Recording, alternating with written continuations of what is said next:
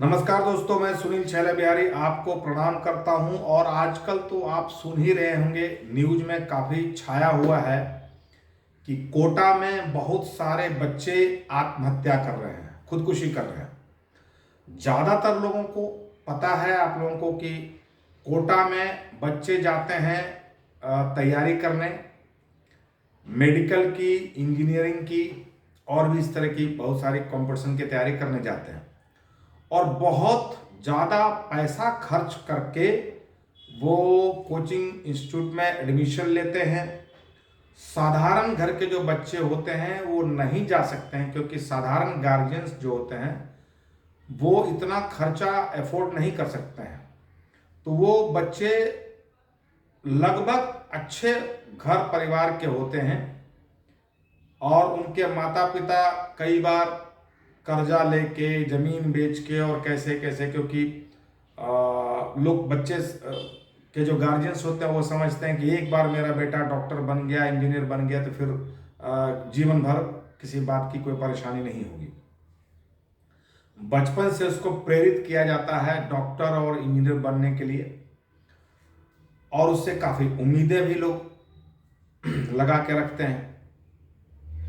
तो बच्चों से इतना ज़्यादा उम्मीद लगा लेते हैं कि वो बच्चे जब वहाँ जाते हैं, वहाँ जाकर जब उनको ये पता चलता है कि हम इसके लायक नहीं हैं, या मेरे में इतना ज्ञान नहीं है, या मेरे में इतनी ताकत नहीं है, पावर नहीं है, क्षमता नहीं है कि मैं ये कर पाऊँगा, और मेरे माता पिता ने कर्जा लेके हमको यहाँ पर पढ़ने भेजा है, अगर मैं माता पिता को खुश नहीं कर पाया, मैंने माता पिता के अरमान को पूरा नहीं कर पाया मैं, तो फिर मेरा जीने से क्या फ़ायदा। और इस तरह से वो लोग आत्महत्या कर लेते हैं। इसमें कई बार गार्जियंस ने ये कहा कि नहीं नहीं, हम लोग तो अपने बच्चों पे कभी दबाव नहीं डालते हैं, कोचिंग इंस्टीट्यूट वाले बहुत दबाव डालते हैं कि क्योंकि कोचिंग में जितने बच्चे मतलब कंपटीशन में भाग लेते हैं और जितने बच्चे उसमें पास होते हैं उतना कोचिंग इंस्टीट्यूट का नाम होता है, फिर उनको बच्चे मिलते हैं इस हिसाब से। तो कुछ गार्जियंस ने कहा कि नहीं नहीं, हम लोगों ने तो कभी अपने बच्चों पे दबाव डाला ही नहीं, कोचिंग इंस्टीट्यूट वाले का बहुत दबाव रहता है। अभी बातें खुली है कि कोचिंग इंस्टीट्यूट वाले ने कहा है कि मैंने कई बच्चों को, जब बच्चों की स्थिति की जानकारी हुई तो मैंने उसके गार्जियंस को कहा कि देखिए, आपका बच्चा नहीं कर पाएगा, आप अपने बच्चे को यहाँ से लेके जाइए, क्योंकि इसकी मानसिक स्थिति बहुत अच्छी नहीं है, या तनाव में है, या डिप्रेशन जो भी है उसको बोलिए, तो आप अपने बच्चे को लेके जाइए। तो गार्जियंस को ये इतना बुरा लगता है कि मेरे बच्चे को आप ऐसा बोलते हैं, मेरा बच्चा होनहार है, मेरा बच्चा कर सकता है, और वो गुस्से में जाते हैं, उस इंस्टीट्यूट से उठाकर किसी और जगह पे दाखिला दिलवा देते हैं। ये अभी पता चला, वरना हम लोग सोचते थे कि अगर वीडियो बनाएंगे तो उसमें हम लोग यही कहेंगे कि कोचिंग इंस्टीट्यूट वाले दबाव डालते हैं। अभी मैं खगड़िया का हूँ, खगड़िया के एक आदमी से बात हो रही थी कि मैं बीच में कोटा गया था, मैंने कहा कि क्या बात है, तो मेरे बच्चे वहाँ पढ़ते हैं। तो हमने कहा अरे बच्चे पर दबाव मत डालिएगा, या कोटा से ले आइए, क्योंकि लोग तो वापस ला रहे हैं। बोले नहीं नहीं, ऐसी कोई बात नहीं, वो कुछ लोग ला रहे होंगे लेकिन कोई बात नहीं, हम बच्चे पर दबाव नहीं डालते हैं। तो फिर ये बात आई कि नहीं नहीं, बच्चे पे गार्जियंस दबाव नहीं डालते हैं, दबाव डालते हैं कोचिंग वाले। अभी कोचिंग वाले की सफाई आई है कि नहीं नहीं, सो हमने इतने बच्चों को के घर वालों को फ़ोन करके बोला, तो उसमें ज़्यादातर जो उसके घर वाले थे वो अपने बच्चे को हमारे इंस्टीट्यूट से ले जाकर दूसरे जगह पे रख दिया, और उसमें से कुछ लोगों ने आत्महत्या भी कर लिया। अब आत्महत्या करने वालों में हर साल आत्महत्या करते हैं कोटा में, लेकिन इस साल सबसे ज़्यादा हो रहा है, क्योंकि 2023 में अभी तक 24-25 बच्चों ने जान दी है, जिसमें लगभग 5 लड़कियां हैं, बाकी लड़के हैं। तो इस बार ज़्यादा हो रहा है। तो मैं ये कहना चाहूँगा, आपको न्यूज के माध्यम से पता चलता ही होगा, बहुत लोग समझाने वाले भी आपको होंगे, कभी भी बच्चों के ऊपर प्रेशर नहीं देना चाहिए, और बच्चों को इस तनाव में मत रखिए कि तुमको ये बनना है, ये बनना है, ये बनना है। क्योंकि देखिए, पहले लोग कहते थे कि पढ़ोगे लिखोगे बनोगे नवाब, आप खेलोगे धूपोगे होगे खराब। लेकिन अब वो जमाना नहीं है। अभी तो आपने देखा होगा कि खेलने वाले जो बच्चे हैं वो उनका ज्यादा नाम हो रहा है। जैसे कि भाई झारखंड की शान, हम लोग बिहार झारखंड ही बोलते हैं, बिहार झारखंड की शान धोनी, एक साधारण घर साधारण परिवार में पैदा हुए धोनी साहब ने कितना नाम किया खानदान का, और खानदान परिवार का तो छोड़िए, बिहार झारखंड का नाम रोशन किया। इस तरह के बहुत सारे लोग हैं। अब तो खेलने वाले खिलाड़ियों का ज़्यादा नाम होता है, इसलिए अब वो धारणा भी खत्म हो गई, खेलेगा धूपेगा तो खराब हो जाएगा। और पहले के ज़माने हम लोग गाने बजाने वाले को लोग बोल दिया था, अरे यार क्या नटवागिरी करते, ये करते वो करते। आज देखिए सारे गाने बजाने वाले का कितना नाम है, जिसको बोलने का भी अकल नहीं है, जिसको बहुत समझदारी भी नहीं है, पढ़ा लिखा भी नहीं है, कितना कितना नाम है, करोड़ों में खेल रहा है लोग। तो अभी सारी धारणाएं, वो जो पुरानी धारणाएं थी, खत्म हो रही है। अभी बच्चे को वही करने के लिए बोलिए जिसमें बच्चे को मजा आता है। हम लोगों के पास भी जब इस तरह की बात आती है कभी बच्चों के बारे में कि बच्चे को समझाना है, तो बच्चे से हम लोग पूछते हैं तो आपको किस काम में मजा आता है, बार बार आपको करने का मन करता है। जैसे हम लोग गायक हैं, तो हम ना पहले कभी लगता था और ना आज तक लगा है कि हम गाना पैसे के लिए गाते हैं, ऐसा कभी नहीं लगता है। हमको गाना गाने में मजा आता है। जब हम कहीं कार्यक्रम होता था, हम रात रात भर जग के देखते थे, क्योंकि हमको मजा आता था। तो गाना जितना सुनने में मजा आता है उतना देखने में मजा आता है। सिंगर्स लोग को गाना गाने में और देखने में बहुत मजा आता है।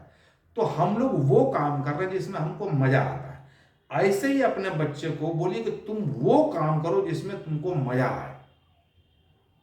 और ये भी जानिए कि हर आदमी डॉक्टर नहीं बन सकता, हर आदमी इंजीनियर नहीं बन सकता, हर आदमी बिजनेस नहीं कर सकता, हर आदमी गायक नहीं बन सकता है। तो जिसको जो करने का मन करे उसको करने दीजिए, और उसको अगर अच्छे तरीके से करेगा तो दुनिया के किसी भी काम में फायदा है, नाम भी है, इज्जत भी है, शोहरत भी है। बस मन लगा के करना चाहिए। तो मैं तमाम गार्जियन से यह कहना चाहूँगा, मेरे भी 2 बच्चे हैं। मेरी बिटिया है सरगम बिहारी, बेटा है शिवम बिहारी। मैं गायक हूँ तो मैं चाहता था कि मेरे दोनों बच्चे गायक बने।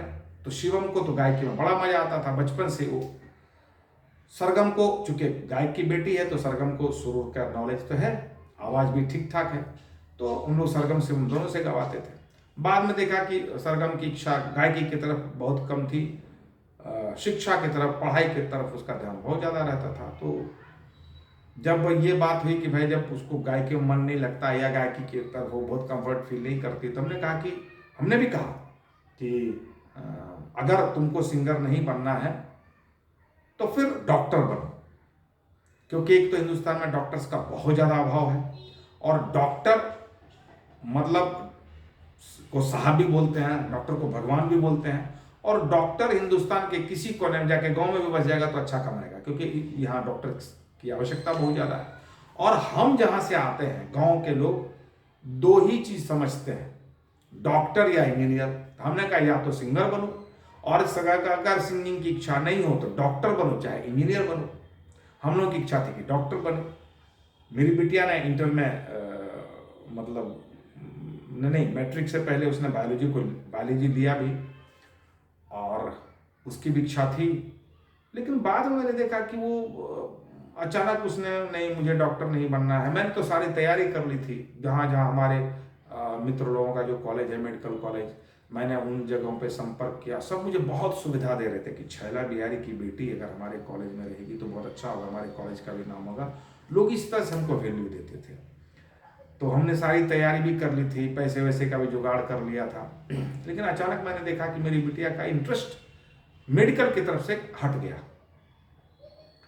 तो चूंकि हम लोग जागरूक और समझदार, और अगर समझदारी नहीं होती तो कई लोगों से हम लोग डिस्कस भी करते। मेरी अपनी आदत है कि मैं डिस्कशन बहुत करता हूँ लोगों से। डिस्कशन के बाद जो बात आई सामने कि नहीं, कुछ लोगों ने मुझे कहा, जब मुझे लगा मेरी बेटी डॉक्टर नहीं बनेगी तो मुझे बहुत खराब लगेगा, तो कुछ लोगों ने कहा कि देखिए छैला बिहारी की बेटी है, आप जैसा सुलझा हुआ बाप जिसका हो, उसकी बेटी या उसके बच्चे कुछ भी करेंगे तो अच्छा करेंगे, और आप बिल्कुल चिंता मत कीजिए। अब वो ज़माना भी चला गया, बच्चों ने भी कहा कि बहुत सारा काम है, तो हमने बिल्कुल फ्री कर दिया कि ठीक है तुमको जो मन आए वही करो। और आज मैं बताऊं कि मेरी बिटिया पोस्ट ग्रेजुएशन का एग्जाम देके 5 दिन भी घर में नहीं बैठी। उसको ऑफर आया और आज अपग्रेड कंपनी में जॉब कर रही है। तो अब लगा कि फिर बाद में उसका भी मन किया कुछ दिन के बाद कि मैं मेडिकल में जाऊंगी। तो हमारे जो इष्ट मित्र हैं मेडिकल में, डॉक्टर विवेकानंद जी खगड़िया, मैंने उनसे पूछा कि अभी मेरी बिटिया का मन फिर से कर रहा है मैं जाऊंगी मेडिकल में। तो उन्होंने कहा कि देखिए अब लेट, मतलब देर हो गई है, अब फिर से अगर यहाँ वो आएगी तो उसको फिर से स्ट्रगल करना पड़ेगा। इतना स्ट्रगल वो अपने लाइन में कर लेगी तो बहुत आगे निकल जाएगी। तो वो कर रही है। तो मैंने अपने बच्चों पे दबाव नहीं डाला, क्योंकि आप एक चीज जानिए, डॉक्टर इंजीनियर या दुनिया की किसी पोस्ट से ज़्यादा बेहतर है आपके बच्चे का सलामत रहना। बच्चा रहेगा और समझदार बाप का बच्चा ऐसे भी समझदार होता है, वो कुछ भी करेगा अच्छा ही करेगा, भूखे नहीं मरेगा, क्योंकि जीवन में कमाने के लिए सिर्फ यही दो काम नहीं है। तो हमने फ्री कर दिया। बिटिया तो मेरी एक हिसाब से सेटल हो गई। बेटा अभी थोड़ा कोरोना की वजह से, चूँकि कोरोना की वजह से ये जो हम लोगों का जो मार्केट है एक्टिंग और ये, उसने भी हिंदी फिल्म वगैरह साइन किया था। राजकुमार राव के साथ एक फिल्म उसने साइन किया था, लेकिन कोरोना की वजह से थोड़ा मार्केट गिरा और मार्केट अभी भी हम लोग का मार्केट जो अभी तक संभला नहीं। तो मैं बच्चों को फ्री करता हूँ कि नहीं, आप बिल्कुल कुछ भी करो, अच्छा करो और ज़्यादा टेंशन मत लो। ये तो मैंने बचपन से अपने बच्चे को बोला है। जब मेरी वाइफ, जब मेरे बच्चे छोटे थे तो मेरी वाइफ बोलती थी कि इतना परसेंट मार्क्स नहीं आएगा तो तुम फिर क्या, इतना तुम्हारे पीछे मेहनत करते हो। मैंने एक बार सुन लिया, मैंने कहा नहीं बच्चे को ऊपर कभी ये दबाव मत डालिए परसेंटेज का। ये परसेंटेज वगैरह जो है ना स्कूल कॉलेज भर ही ठीक लगता है जीवन के दौर में। तो मैंने क्या समझा अपने बच्चे को कि मैं अपने क्लास में बहुत ही साधारण स्टूडेंट था मैं। हमारे क्लास के बच्चे, हमारे दोस्त यार कहते थे कि तुम तो कभी मैट्रिक पास भी नहीं करोगे। और आज वो लड़के जिनको बहुत घमंड था, जिनको बहुत गर्व था कि मैं बहुत ब्रिलियंट हूँ, वो सब ठीक है, वीडियो एसडीओ कहीं बना हुआ है, लेकिन वो सब बोलता करे यार मेरे क्लास का छैला बिहारी इतना गया गुजरा स्टूडेंट था, इतना नाम कमाया। तो देखिए, क्योंकि मुझे जिसमें मजा आता था मैंने वो काम किया। गार्जियंस ने हमारे पर कभी दबाव नहीं डाला, इसलिए हम, हाँ एक मेरे गार्जियन का एक दबाव था कि तुम पढ़ाई ठीक ठाक कर लो, वो भी उनके ऊपर कुछ दबाव था समाज से, इसलिए तो हमने एमकॉम पास किया और उसके बाद हम अपनी गायकी में लग गए। तो बस पिताजी की इच्छा इतनी थी जो हमने पूरा किया कि हमने एमकॉम तक की पढ़ाई की। उनको था कि हमारा बेटा बहुत अच्छी पढ़ाई करे। मैंने ग्रेजुएशन को अच्छा माना जाता, मैंने पोस्ट ग्रेजुएशन भी कर लिया।